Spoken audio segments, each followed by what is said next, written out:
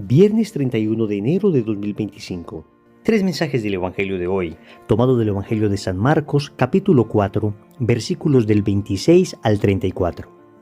En aquel tiempo, dijo Jesús a la multitud: El reino de Dios se parece a lo que sucede cuando un hombre siembra la semilla en la tierra, que pasan las noches y los días, y sin que él sepa cómo, la semilla germina y crece, y la tierra por sí sola va produciendo el fruto. Primero los tallos, luego las espigas y después los granos en las espigas. Y cuando ya están maduros los granos, el hombre echa mano de la hoz, pues ha llegado el tiempo de la cosecha. Les dijo también: ¿Con qué compararemos el reino de Dios? ¿Con qué parábola lo podremos representar? Es como una semilla de mostaza que cuando se siembra es la más pequeña de las semillas, pero una vez sembrada, crece y se convierte en el mayor de los arbustos y echa ramas tan grandes que los pájaros pueden anidar a su sombra. Y con otras muchas parábolas semejantes les estuvo exponiendo su mensaje de acuerdo con lo que ellos podían entender, y no les hablaba sino en parábolas, pero a sus discípulos les explicaba todo en privado. Palabra del Señor. Gloria a ti, Señor Jesús. En este Evangelio, el Señor nos regala una profunda enseñanza. Una enseñanza tomada de la vida diaria, de la vida cotidiana. Una enseñanza que toda persona podía entender, desde el más erudito hasta el más sencillo. Por eso, qué bonito que reflexionemos un Evangelio que desentraña la manera como el Señor enseñaba a sus apóstoles, cómo el Señor comunicaba el Evangelio a las personas que le rodeaban y cómo esto se constituye en ejemplo para todos nosotros que tenemos el deber de evangelizar. Vamos con tres mensajes. Primero, el Señor es sencillo. Segundo, la palabra tiene fuerza en sí misma.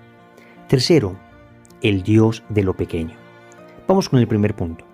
El Señor es sencillo. Después de que el Señor expone estas dos parábolas, el Evangelio concluye con las siguientes palabras: y con muchas otras parábolas semejantes les estuvo exponiendo su mensaje, de acuerdo con lo que ellos podían entender. Dios es la sabiduría misma.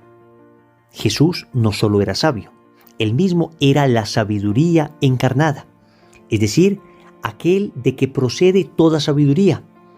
Podríamos decir entonces que Jesús hubiese podido enseñar el Evangelio con la altura que ningún filósofo pudiese entender, con unos términos tan enredados, tan complicados, tan sublimes, que inteligencia humana alguna pudiese lograr acceder. Y sin embargo, el Dios, que es la sabiduría misma, expuso el Evangelio, es decir, el mensaje más profundo que pueda existir, el mensaje más esencial que alma alguna pudiese escuchar, con parábolas, de manera absolutamente simple. Eso nos muestra que el Señor quiere que el Evangelio sea predicado a todos. Existen filosofías que solamente son propias de aquellos que son tremendamente inteligentes. Existen incluso religiones que se precian al decir que sus conocimientos, sus criterios, sus doctrinas, solo las pueden entender un grupo determinado de personas, unos iluminados.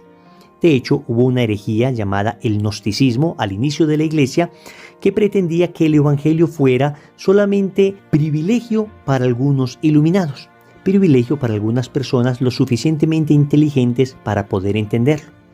Con esto el Señor nos está demostrando que no es así, porque el Señor es sencillo. Alguien decía que ser santo es sencillo, lo difícil es ser sencillo. ¿Qué manía tenemos los seres humanos de complicar las cosas?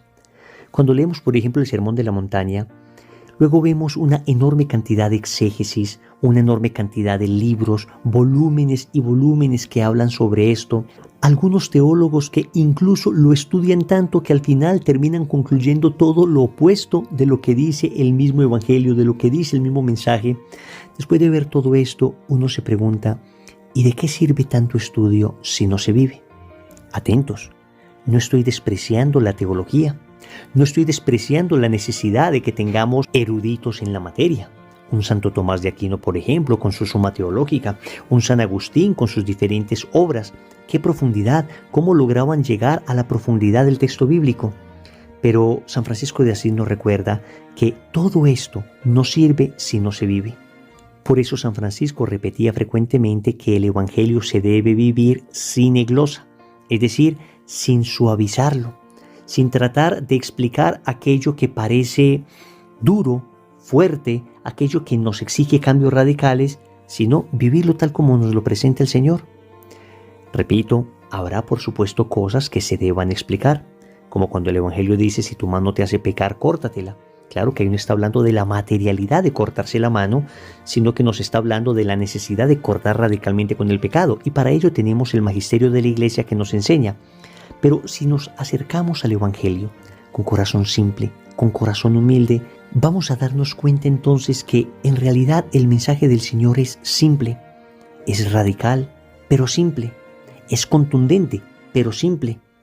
Perdonar a los que nos hacen daño, amar incluso a nuestros enemigos, vivir la pureza incluso en el pensamiento, ser capaces de poner a Dios por encima de cualquier otra cosa, no apegarnos al dinero.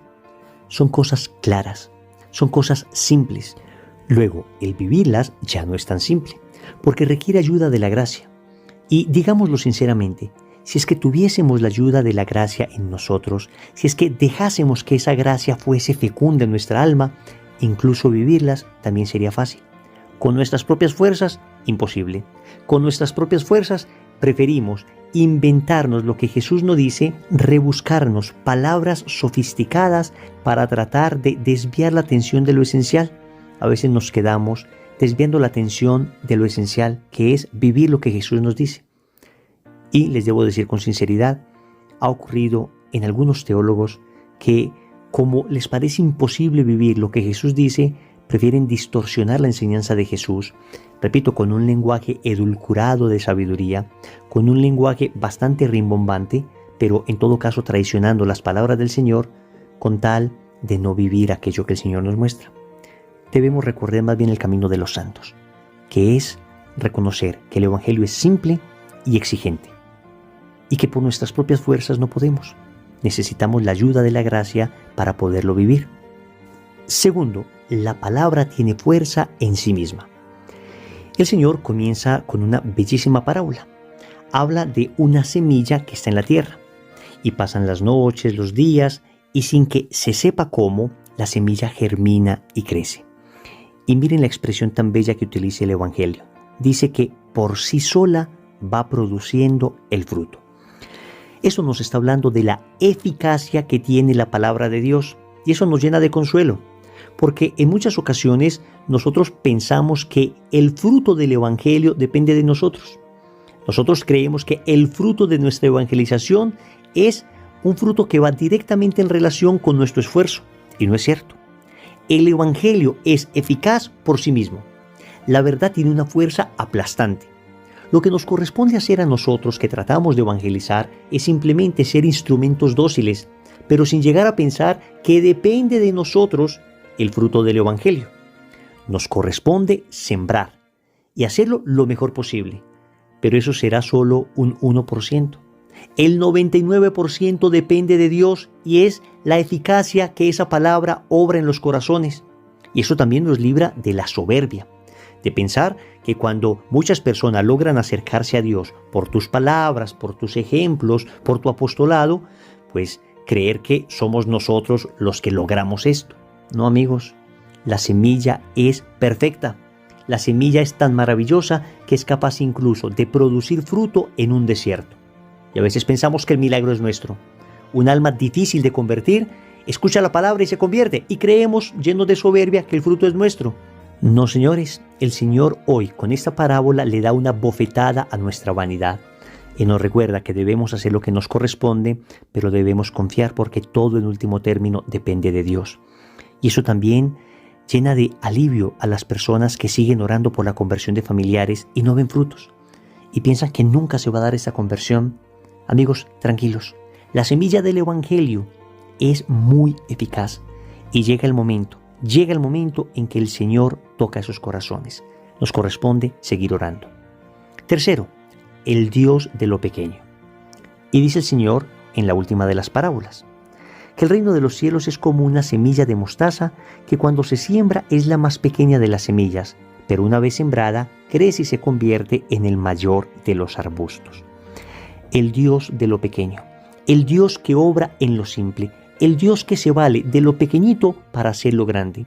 Y esto es así porque si Dios se valiese de cosas grandes, de medios extraordinarios, repito, podríamos caer en la tentación de creer que la eficacia depende de los medios y no de Dios.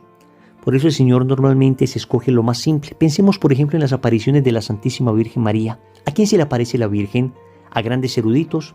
¿A extraordinarios teólogos? ¿A tremendos intelectuales? No, a gente sencilla, humilde, pastorcitos, ignorantes, analfabetas. ¿Por qué?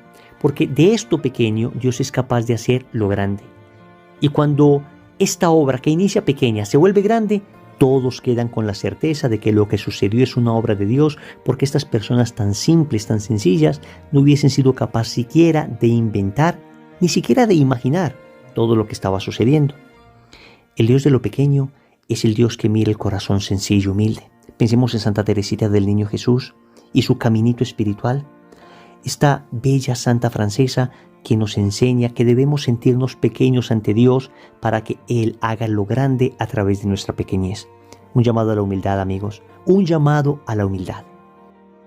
Oremos. Amado Señor, nos presentamos ante ti en esta noche, desnudamos nuestro corazón ante tu presencia para suplicarte que esta palabra que hemos escuchado hoy transforme nuestra vida. Te suplicamos que nos des un corazón sencillo como el tuyo. Un corazón simple. Nos hemos acostumbrado a complicar tanto las cosas, Señor, y tú nos muestras a través de parábolas cuál es el camino del bien. Concédenos esa sencillez y la humildad necesaria para conseguirla. También te suplicamos que esa semilla del Evangelio que has sembrado en nosotros y en los que amamos dé fruto abundante. Gracias por darle una bofetada a nuestro orgullo, a nuestra vanidad, al creer que nosotros somos los que hacemos las cosas, al creer que la fuerza de la evangelización depende de nuestros propios y pobres medios. Hoy nos muestra, Señor, que tu palabra es eficaz por sí misma, tiene fuerza por sí misma.